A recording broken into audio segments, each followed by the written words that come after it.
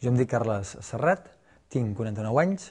i em dedico a la docència i a la recerca a la Universitat Politècnica de Catalunya. M'agrada força, tant la part de docència, de contacte amb els estudiants, siguin els estudiants que han d'estudiar un grau, com els que estudien màsters o com els estudiants de doctorat,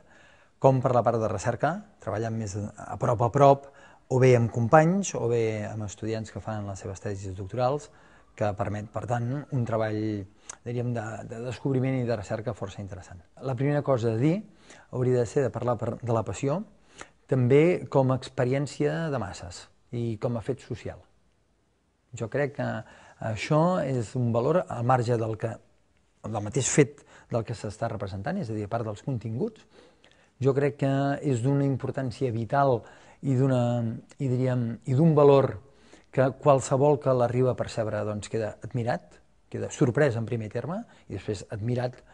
que és el fet aquest, el fet que tanta gent desinteressada, de condicions molt diverses,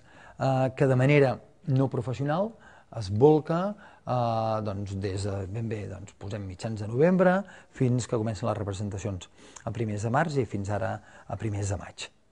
I que s'hi volca amb dedicació, sense més interès que el de col·laborar en un espectacle col·lectiu.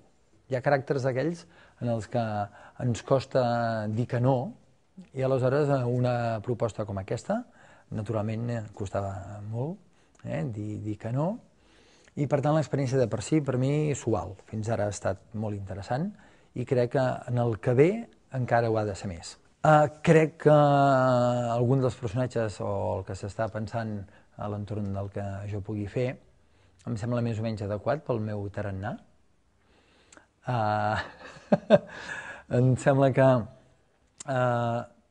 unes característiques d'un individu una miqueta excèntric, polivalent i estrany són papers interessants per a una persona que li agradi el teatre, com puc ser jo, i a la vegada aleshores posar-ho en escena.